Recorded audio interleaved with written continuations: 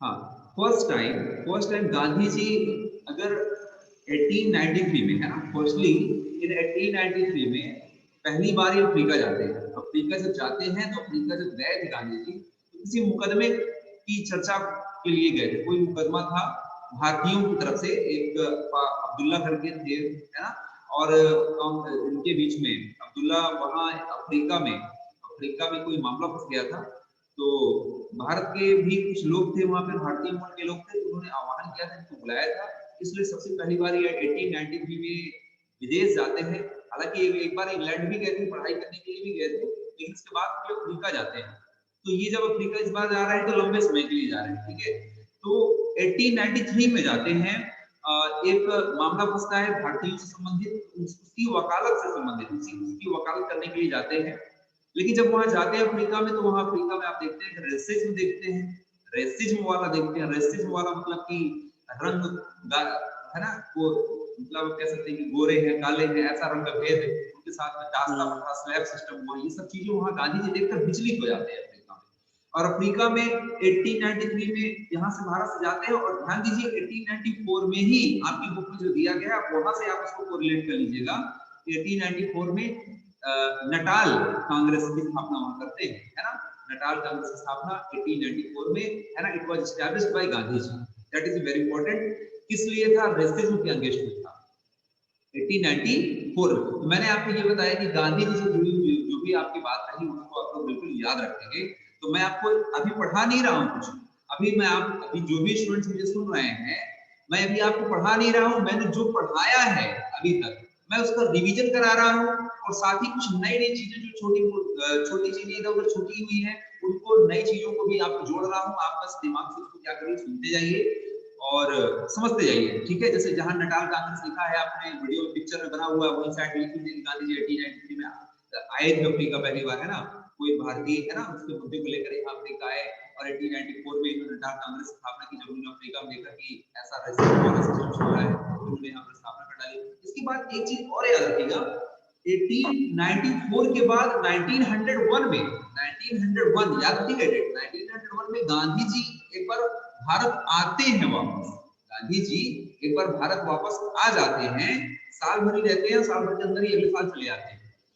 तो इसी दौरान 1901 में जब वो भारत आते हैं किसी मुद्दे को लेकर, किसी काम को लेकर, तो यहीं पर 1901 में भारत में कलकत्ता के अधिवेशन में, कलकत्ता में एक अधिवेशन हुआ था, और कलकत्ता में एक कांग्रेस का अधिवेशन जो हर साल होता रहता है, उसी साल कलकत्ता में जब अधिवेशन हुआ, तो गांधी जी वहां पर पहली बार मीटिंग में हिस्सा लिए थे। तो प्रश्न यहां से बनता है, अभी आप लोगों से प्रश्न नहीं बनेगा, इतना टफ, इतना अंदर जाकर नहीं पूछा जाएगा, लेकिन आगे चल के क्वेश्चन टफ हो जाते हैं जब पूछा जाता है कि गांधी जी सबसे पहली बार कांग्रेस के किस अधिवेशन में भाग लिए, कब भाग लिए? तो 1901 में भाग लिए। 1901 में अब लोगों के दिमाग में ये सोच, लोगों के दिमाग में ये रहता है कि 1893 में तो गांधी जी चले गए थे अफ्रीका, तो अफ्रीका में 1901 में कांग्रेस में कैसे शामिल हो गए, कांग्रेस के अधिवेशन में कैसे आ गए? झूठ लिखा है, गलत लिखा है। लेकिन नहीं, बीच में गांधी जी एक बार आए थे, ठीक है, लेकिन वो कुछ ही समय के लिए आए थे, कम समय के लिए आए थे, और उसी समय कलकत्ता में मीटिंग हुई थी,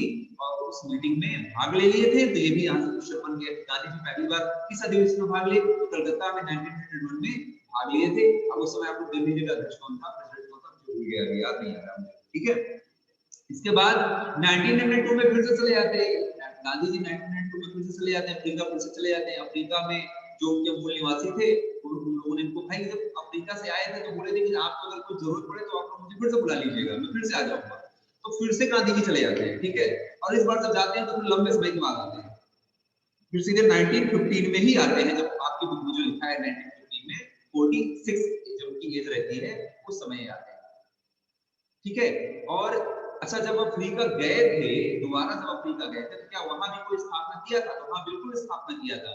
वहां पर इन्होंने 1904 में फिनिक्स आश्रम, एक याद रखिएगा, फिनिक्स फिनिक्स आश्रम, याद रखिएगा, फिनिक्स आश्रम, यानी फिनिक्स आश्रम की स्थापना 1904 में उन्होंने वहां पर किया था। कहां पर? डरबन में। अफ्रीका में डरबन प्लेस है, जो बच्चे मैथ वैथ के बारे में पूछ लेते हो उनको मालूम है डरबन वहां पे है एक प्लेस, डरबन में ही फिनिक्स आश्रम की स्थापना की, ठीक है। इस यहाँ पर एक पत्रिका निकलती थी, है ना, एक आप पत्रिका निकलती थी कोई इंडिया करके पत्रिका थी, इंडिया एसोसिएशन करके कोई पत्रिका थी यहाँ पर, है ना। उस पत्रिका के संपादक रहे, अब बाद में जब ये वहां से अफ्रीका से चले आते हैं तो इस पत्रिका के संपादक के रूप में अपने बेटे को बैठा देते हैं, अपने जो दूसरे नंबर के बेटे थे, 4 बेटे भी थे गांधी जी के, ठीक है, 4 बेटे थे, मणिलाल, हीरालाल ऐसे करके, रामदास ऐसे करके, 4 बेटे भी हैं, ठीक है। तो उसी में जो दूसरे नंबर के बेटे थे उन्हीं को ये अपना संपादक का कार्यभार संभाल कर गांधी जी पुनः वापस आ जाते हैं, ठीक है। लेकिन 1904 में क्वेश्चन ये बनता है कि 1904 में फिनिक्स आश्रम की स्थापना किया, इसके बाद 1910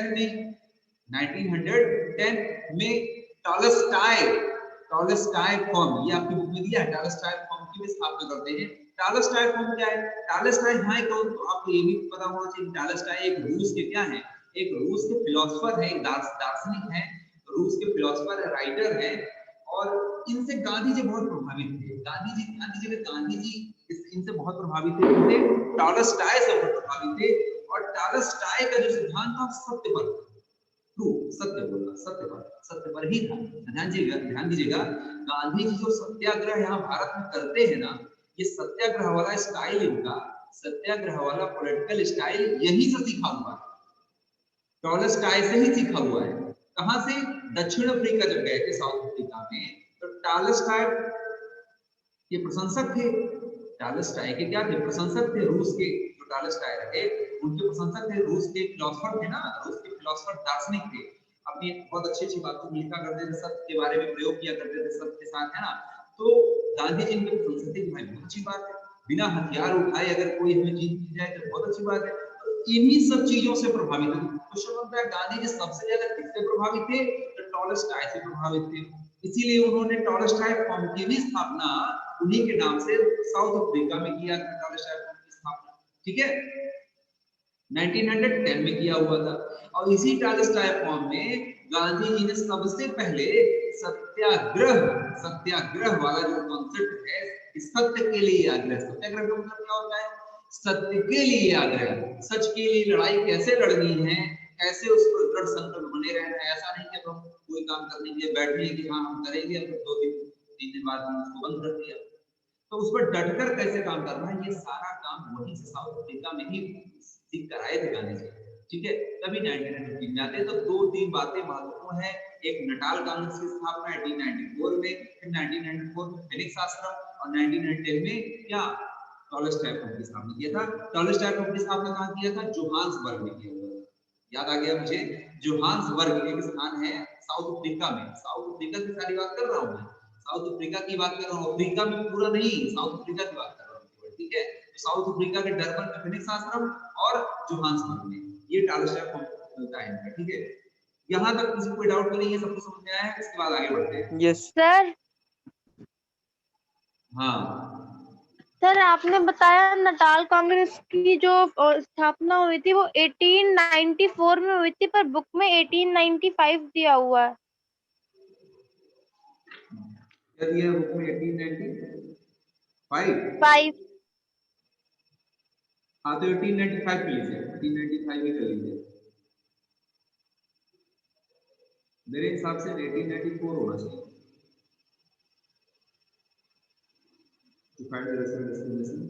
हो सकता है कि 1895, ठीक है, कंफर्म कर लूंगा इस चीज को, 1894 ही था, क्योंकि 1893 में यहाँ से गए थे, 1894 1905, हाँ ये एरा लग जाता है, 1905 भी लग जाता है, दोनों लग जाता है, लेकिन कंफर्म एग्जैक्ट डेट क्या है वो एक्चुअली थोड़ा सा एक देखने के बाद पता चल जाएगा, कंफर्म हो जाएगा।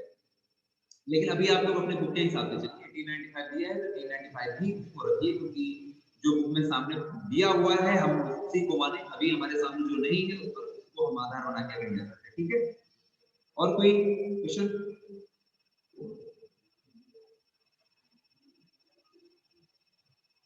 और कोई क्वेश्चन किसी की तरफ से आगे बढ़ा जाए, ठीक है, बताइए मुझे, आगे बढ़ा जाए, चैप्टर कंप्लीट भी करना है आज।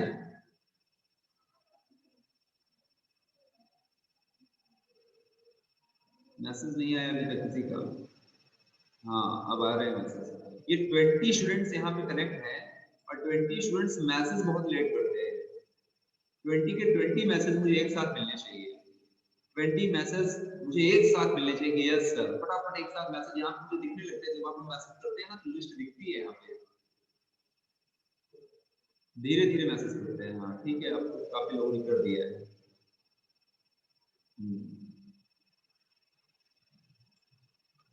ठीक है, देखिएगा इंडिया एक्ट ऑफ 1935, इसको आपको दिमाग में रखिएगा।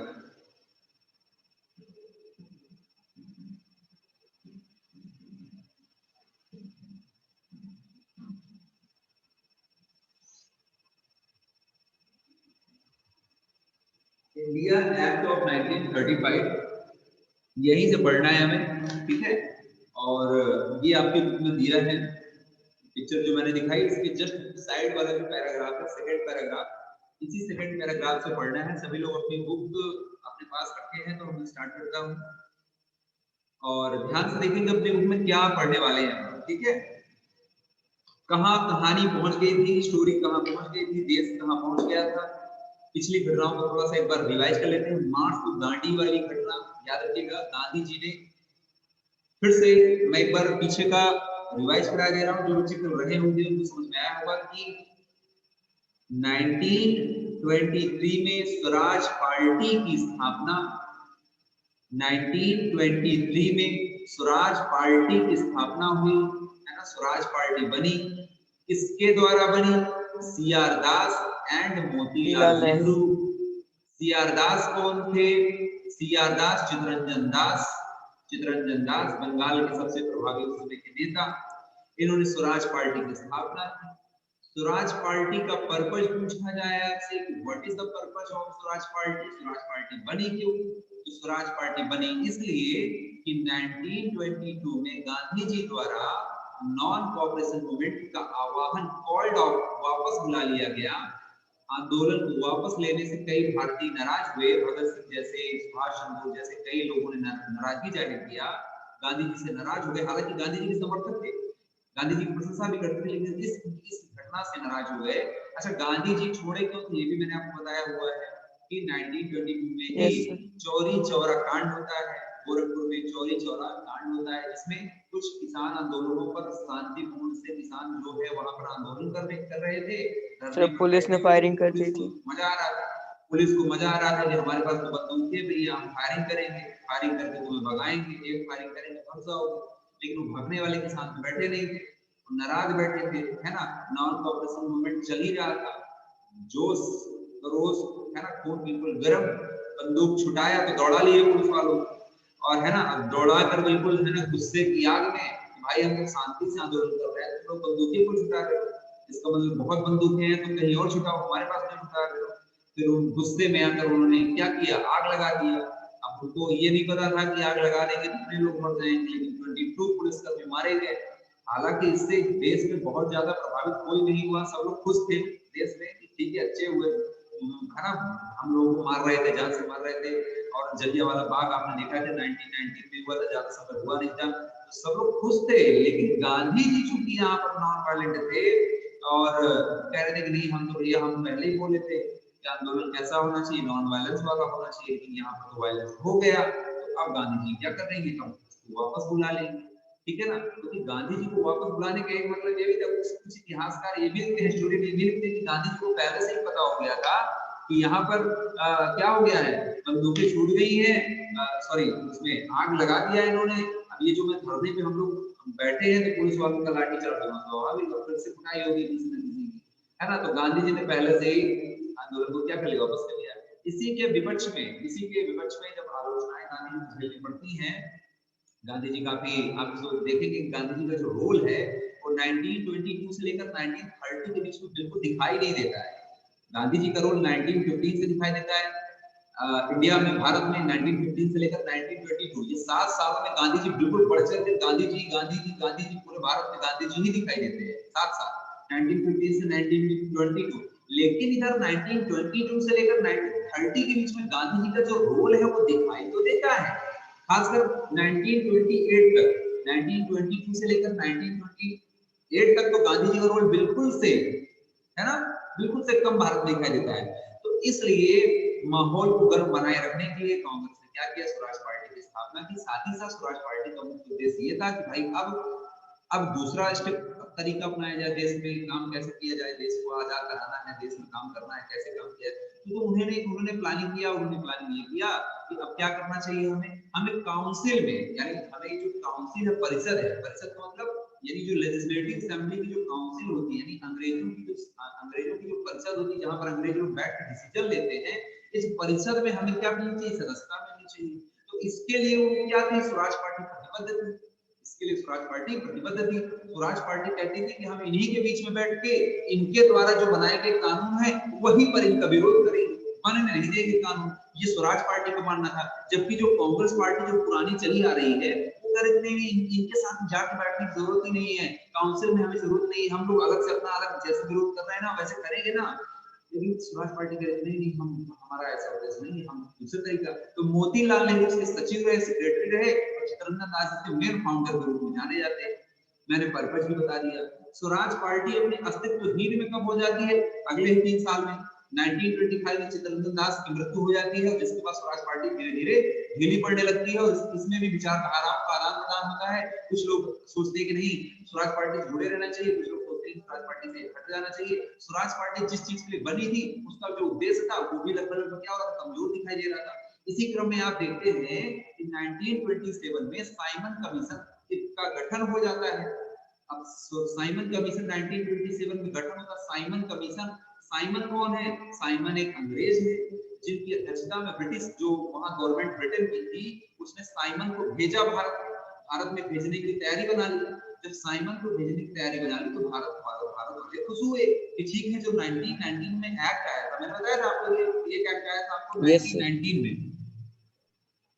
1919 एक्ट भी आया था, 1919 एक्ट ऑफ इंडिया भी आया हुआ, ठीक है।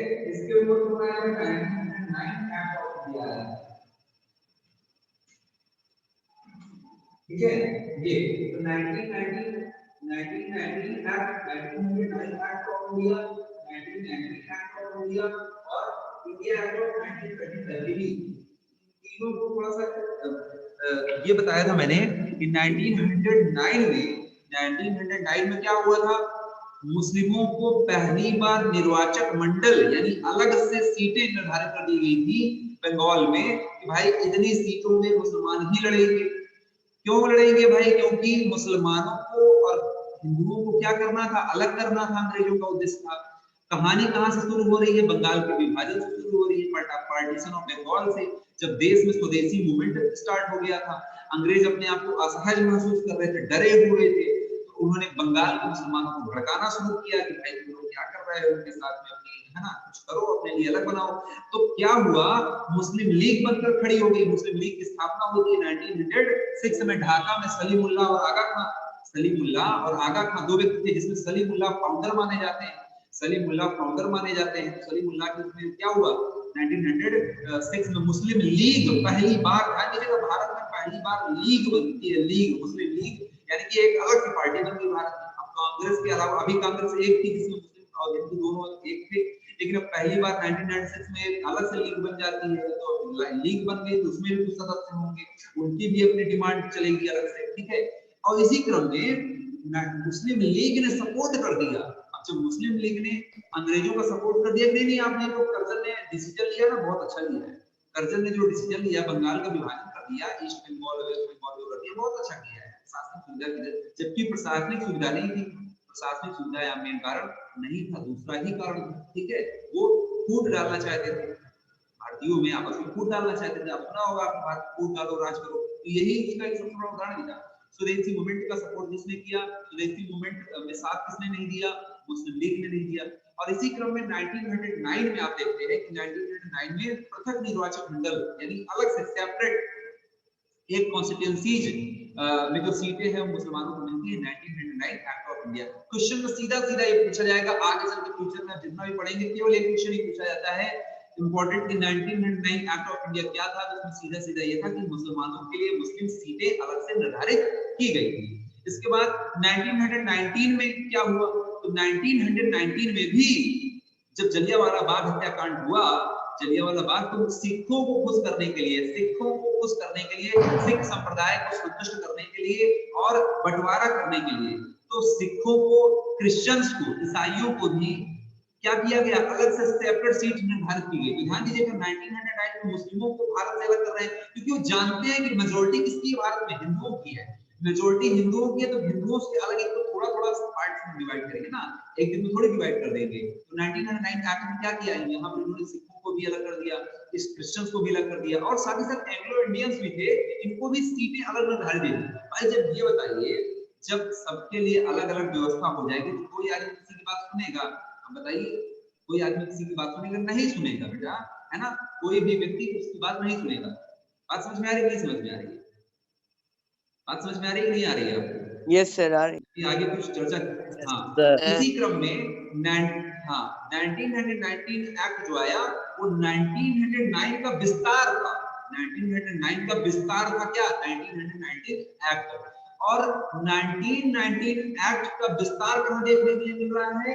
1935 में देखने के लिए मिलेगा। यहाँ भी और विस्तार किया गया उसका कि बड़े पैमाने पर पूरे देश में क्या होगा? चुनाव होगा। बड़े पैमाने पर पूरे देश में क्या होगा? इलेक्शन होगा, चुनाव होगा। यानी जितने भी पूरे भारत में ब्रिटिश प्रांत हैं, 11 प्रोविंसेस थे, यहाँ पर 11 प्रोविंसेस ही थे। इस 11 प्रोविंसेस में 11 प्रांतों में चुनाव होने वाले हैं। ध्यान दीजिएगा, पहली क्वेश्चन ये पूछा जाता है कि सबसे पहली बार पूरे भारत में ब्रिटिश प्रांतों पर चुनाव किस अधिनियम के तहत हुआ? तो 1935 एक्ट जो आप पढ़ने वाले हैं, इस एक्ट के तहत होता है। ठीक है, तो ये पूरी कहानी है, यही आपको पढ़ना है कि 1935 एक्ट में भारतीय जनता के साथ क्या हुआ? साझा संघर्षों के चलते आखिरकार 1935 में गवर्नर ऑफ इंडिया एक्ट आया और प्रांतीय स्वायत्तता का प्रबंधन किया गया। ये कहा गया कि जितने भी प्रोविंसेस होंगे, यानी भारत में 11 ही प्रोविंसेस थे, मतलब 11 स्टेट ही थे। आज आपके सामने इतने सारे स्टेट हैं तो आपको लगता होगा ऐसे नहीं रहा होगा, उस समय 11 ही स्टेट थे। ठीक है, क्योंकि स्टेट बहुत बड़े बड़े होते थे, कई सारे स्टेटों को मिला, 2-3 स्टार स्टेटों को मिला के एक स्टेट बनता था, इसलिए 11 प्रोविंसेस मिलते हैं। और उस समय पूरे में इलेक्शन हुआ। ठीक है, तो यही चीज यहाँ से हमें पढ़ना है और इसको थोड़ा देख लीजिए, इसमें क्या दिया है, यही बात इसमें दी गई है बुक में कि the combined struggle of the Indian people bore fruit when the government of India Act of 1935, line कर लीजिएगा, वेरी इंपॉर्टेंट लाइन है ना, पर प्रिस्क्राइब्ड बाय प्रोविंशियल ऑटोनॉमी। कुछ अब आपको ये भी समझना चाहिए कि अगर आपको सीधे क्वेश्चन पूछ लिया कि 1935 एक्ट क्या है, तो आप यही कहेंगे कि 1935 एक्ट में भारत में प्रांतीय चुनाव होने जा रहे हैं। प्रोविंशियल क्या? प्रोविंशियल ऑटोनॉमी होने जा रही है। प्रोविंशियल ऑटोनॉमी का मतलब भारत में अभी तक स्टेट में जो इलेक्शन होते थे, उस इलेक्शन में अगर भारतीय जीते तो उस स्टेट के मालिक भारतीय ही हो जाएंगे। जैसे आज स्टेट में अगर कोई चुनाव होता है, जीतता है तो चीफ मिनिस्टर पूरे स्टेट का मालिक हो गया ना, गवर्नर और चीफ मिनिस्टर ही तो मेन होते हैं पूरे स्टेट में। तो वैसा कुछ ही 1935 के एक्ट में किया गया कि प्रांत को भी प्रांतीय स्वायत्तता हो जाएगी। यानी अब अंग्रेज क्या करेंगे? केंद्र पे तो रहेंगे, सेंट्रल गवर्नमेंट पे तो रहेंगे, लेकिन अब स्टेट में जो बैठी सरकार है उससे ज्यादा छेड़खानी नहीं करेंगे। इसका मतलब भारतीयों के लिए बहुत बड़ी खुशखबरी थी कि भाई चलो कम से कम कुछ तो मिल रहा है 1935 एक्ट में। यानी प्रांतीय स्वायत्तता को लेकर क्या हुआ? चुनाव होने वाला। ठीक है, ये इसमें आया सीधे इसी को प्रोविंशियल ऑटोनॉमी कहा गया, यही है। और ये घोषणा हो जाती है जबकि 1937 में चुनाव होता है, 1937 में इलेक्शन। ठीक है, अभी जस्ट मिलते हैं हम आपसे, ये वीडियो एंड होने वाला है और ज्यादा से ज्यादा 4 से 5 मिनट के अंदर हम लोग फिर से जुड़ने वाले हैं और फटाफट आप लोग जुड़ जाइएगा क्योंकि मैं वेट नहीं करूंगा, तुरंत क्लास स्टार्ट कर दूंगा।